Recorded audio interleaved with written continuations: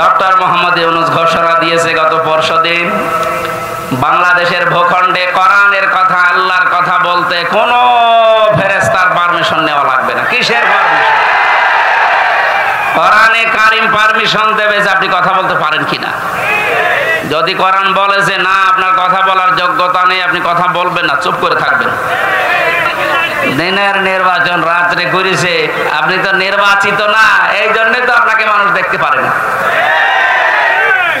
এই কারণেই তথ্য এই যে অন্তর্বর্তীকালীন সরকারের প্রধান যিনি ডক্টর মোহাম্মদ ইউনূস, দায়িত্ব নেওয়ার পরে যে কয়েকদিনের ভেতরে আপনাকে এশিয়ার থেকে নামিয়ে দিয়ে তো তোর দরকার নেই, কারণ তুই নির্বাচিত না, তুই তো রাতে সবগুলো, এমনকি একেবারে আসল জায়গা থেকে মেম্বার পর্যন্ত এখন আর নেই, সব শেষ না, কারণ এরা নির্বাচিত না।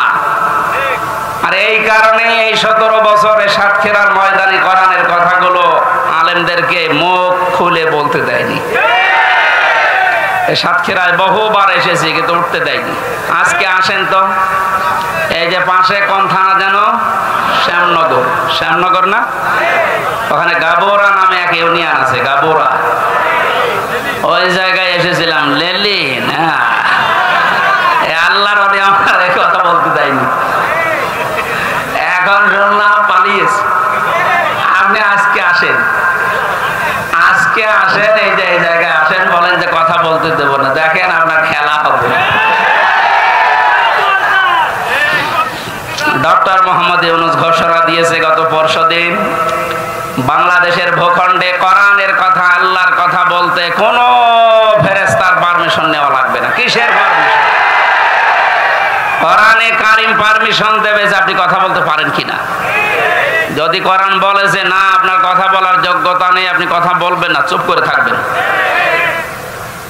সেই আয়াতে আজকে পড়েছি সূরা বাকারার 124 নম্বর আয়াত। কথা কারা বলবে, সামনে কারা থাকবে, এই কথাগুলো আল্লাহ আমাদের কাছে জানাবে। আপনি জেনে তারপরে বাড়ি যাবেন। তাহলে আমরা যেহেতু সাতক্ষীরা, আপনারা মানুষ সাতক্ষীরার, আমিও খুলনা বিভাগের মানুষ, এই বিভাগের মানুষ। আমরা বাংলাদেশে যে মানুষগুলো কোরআনের পক্ষে থাকতে গিয়ে সবচেয়ে বেশি জুলুমের শিকার হয়েছে, তার ভেতরে আপনাদের নাম আছে। ইত্তাকি দাওয়াতাল মাজলুম ফাইন্নাহা লাইসা বাইনাহু ওয়া বাইনাল্লাহি হিজাব, মুসলিম শরীফের হাদিস। আল্লাহর নবী বলেন, তোমরা বেঁচে থাকবা, ভয় করবা, সতর্ক থাকবা মজলুমের বরদোয়া থেকে, কারণ মজলুমের বরদোয়া আর আল্লাহর ভেতরে কোনো পর্দা থাকে না। এই জালেমের বিদায়ের জন্য আমার মনে হয় মজলুমের বরদোয়া সবচেয়ে বেশি কার্যকারী ভূমিকা পালন করেছে। ছাত্র জনতা এবং সাধারণ যারা জীবন তো দিয়েছে, তাদের জীবনের উপরে, শাহাদতের উপরে এবং মজলুমের বরদোয়ার উপরে আল্লাহ কবুল করে আমাদেরকে স্বাধীন একটা দেশ এখন দিয়েছেন। এখনো আমরা স্বাধীন না, ষড়যন্ত্র এখনো চলছে। কথা বলেন না কেন?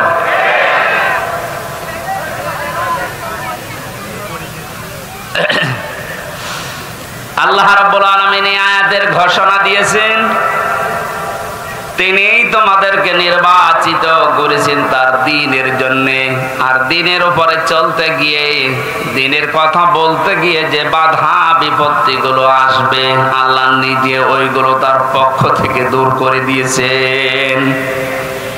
মিল্লাতা বিকুম ইব্রাহিম হুয়া সাম্মাকুমুল মুসলিমিন। তোমাদের জাতির পিতা হযরত ইব্রাহিম আলাইহিস সালাম, কোরআনের আয়াতকে বাদ দিয়ে জোর করে যারা জাতির পিতা দাঁড় করিয়েছিলেন, একটা আওয়াজ দাঁড়িয়ে নেই, সব মিশে গেছে। এমনকি এক্সপ্রেসওয়ের নাম পর্যন্ত জনগণ এখন পাল্টিয়ে দিয়েছে জাতির পিতা ইব্রাহিম আলাইহিস সালাম এক্সপ্রেসওয়ে। খাবার পাশ দিয়ে একটা রোড গেছে, ইব্রাহিম খলিলুল্লাহ রোড। বাংলাদেশের বহু ব্রিজের নাম, বহু সেতুর নাম, বহু রোডের নাম এখন আমাদের যিনি আসল জাতির পিতা তার নামে নামকরণ অলরেডি হয়ে গেছে। এই জন্য কোরআনের উপরে মাস্তানি করে কিছু চাপিয়ে দিতে যাবেন না, ওটা টিকবে না। কথা বলেন না কেন? সূরা হজের ভেতরে আল্লাহ মূর্তির বিরুদ্ধে কথা বলেছিলেন যে মিথ্যা কথা থেকে বেঁচে থাকবা আর মূর্তি পূজা থেকে বেঁচে থাকবা। অথচ সেইটা জাতির উপরে মুশরিকদের কথা মতো অনেকেই চাপিয়ে দিয়ে মনে করেছিল অমর হয়ে যাবে। আমার তো এখন মনে হচ্ছে যত টাকা খরচ হয়েছিল এই ভুয়া জাতির পিতার জন্য সব টাকাগুলো এখন পানিতে ফেলেছে। এগুলো যদি মানুষের জন্য খরচ করতেন, এই মানুষগুলোই এই লোকটার জন্য হয়তো দোয়া করলে আল্লাহ কবুল করলেও করতো, কিন্তু যা করলেন দোয়া করার মতো রাস্তাও আর তো রাখলেন না, সব নষ্ট করে দিলেন। আমাদের যে নাম মুসলিম, আজ অনেকেই স্লোগান দিচ্ছে তুমি কে আমি কে, বাঙালি বাঙালি, এটা বলা যায় নেই। আমাদের পরিচয় বাঙালি না, আমাদের পরিচয় মুসলিম। কথা বলেন না কেন? আর দেশ হিসাবে যেহেতু বাস করি এই দেশে, এই জন্য আমরা বাংলাদেশি। এই শব্দটাকে আমি বানালাম। কোরআনে কারিমে আল্লাহ যে আয়াতের মাঝের অংশে জানিয়েছেন হুয়া সাম্মাকুমুল মুসলিমিন, এই যে হুয়া এর ফাইল বা কর্তা হযরত ইব্রাহিম নবী, আমাদের যিনি জাতির পিতা তিনি আমাদের নাম দিয়েছেন যে তোমরা মুসলিম জাতি হিসাবে তোমাদের নাম আমি মুসলমান, এটা রাখলাম। বলেন সুবহানাল্লাহ। এখান থেকে যে মাসলাটা বের হয়, মা বোনেরা যারা বিভিন্ন জায়গায় বসে শুনতেছেন, আপনারও এখানে একটা দায়িত্ব বের হয়। মার বাবা হিসাবে দায়িত্ব হচ্ছে সন্তান হওয়ার পরে মা বাবার প্রথম দায়িত্ব হচ্ছে তার একটা অর্থবোধক ইসলামী সুন্দর নাম রাখা। যেহেতু আমাদের পিতা হযরত ইব্রাহিম নবী তিনি জাতির পিতা হিসাবে জাতির নাম রেখে দিলেন মুসলিম বা মুসলমান, আমরাও যারা সন্তানের মা বাবা হব আমাদের প্রথম দায়িত্বই হবে একটা অর্থবোধক নাম রাখা। এটা আমাদের জাতির পিতা ইব্রাহিম আলাইহিস সালাম থেকে আমরা পেয়েছি। মাজলুমের দোয়া থেকে বেঁচে থাকার জন্য নবীজি আহ্বান জানিয়েছেন। এদেশের সবচাইতে বড় মাজলুম যারা ছিল তারা আলেমেরা। আজকে যার নাম দিয়েছেন শহীদ আল্লামা দেলাওয়ার হোসাইন সাইদি, কত বড় মাজলুম, 13টা বছর এক ঘরের ভেতরে কাটিয়ে গেল। দোয়া করতেন মাঝে মাঝে রব্বুল আলামিন আমাকে সাধারণ ভাবে মরণ দিও না, আল্লাহুম্মা ইন্নী আসআলুকা শাহাদাতান ফি সাবিলিক, তুমি যদি মরণ দিও আমাকে শাহাদাতের মরণ দিও। আল্লাহ কবুলও করেছে, সাধারণ ভাবে মারা যায়নি, ওনাকে মারা হয়েছে। অন্যায় ভাবে যাকে মারা হয় ইসলামের দৃষ্টিতে তাকে শহীদ বলা হয়। কথা বলো না কেন? আবু সাইদকে যে অন্যায় ভাবে মারা হয়েছে, এরপরও যারা শহীদ বলতে রাজি ছিলেন না, এখন চাপে পড়ে তারা শহীদ বলছে।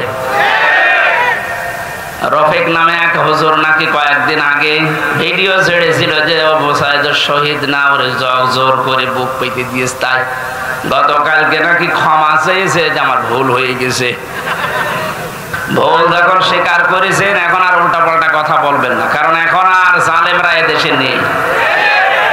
জালেম সব পালিয়েছে আর যারা আছে সব গর্তের ভেতরে আছে। আল্লাহ বলেছিলেন না ইন্দুরের গর্ত পাবা না, তার দোয়া কবুল হয়ে গেছে, ইন্দুরের গর্ত আর পারছে না। আজকেও দেখলাম একজনকে জোতার মালা পরিয়ে জালেমের জুলুমের প্রতিশোধ নিচ্ছে জনগণ। এই 17-18 দিন হয়ে গেল, এরপরও যদি আপনার জোতার মালা এখনো না সরে, তো এ দেশে জালেমদের আর জায়গা হবে বলে আমার বিশ্বাস হয় না। সুতরাং জালেম যারা, ওনারা হয় বিধান নেন আর মরে যান। বহু মানুষের ক্ষতি করেছে।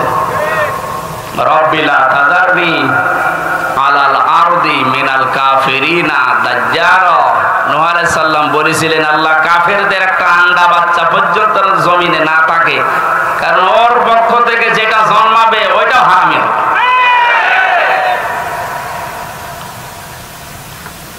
এই বড় মাজলুমের দোয়া কবুল হয়ে একবারে গিয়ে দিল্লি পড়েছে। আর একটা ছোট হুজুর আমার সাথে ছিল জেলখানায়, রফিকুল ইসলাম মাদানি। পিসকে হুজুর বলে, পিসকে না, ওর বয়স এখন 30 বছর। ও আমারে বলছিল, আমাকে যখন রিমান্ডে নিয়েছে প্রশাসন নিয়ে, হাতির ঝিলের রাত 12:30টার দিকে 1টার দিকে নিয়ে আমার পুরা উলঙ্গ করে হাতে সিগারেট লাগিয়ে অর্ধ উলঙ্গ মেয়ে মানুষ আমার পাশে দাঁড় করিয়ে ছবি তুলিস, বলে যেটা ছেড়ে দেবো যে তুই এই চরিত্রের। বলছে হুজুর ওই সময় আমি চোখের পানি ফেলে কেঁদেছিলাম। আর এক এসআই কে জিজ্ঞাসা করলাম যে ভাই আপনারা যা করছেন আমার সাথে, এটা কি হারুন স্যার জানে? জানে না মানে উনি তো করাচ্ছে, যেহেতু উনি মুসলিম। এই জন্য ছোট হুজুর দোয়া করেছে, আল্লাহ আমাকে যেভাবে সব উলঙ্গ করে ওরা দেখেছে, জাতিকেও দেখাবে বলে ওরা জানিয়ে গেল যে জাতিরে দেখাবো, তুমি অন্তত আর যাই করো হারুনকে ছেড়ো না।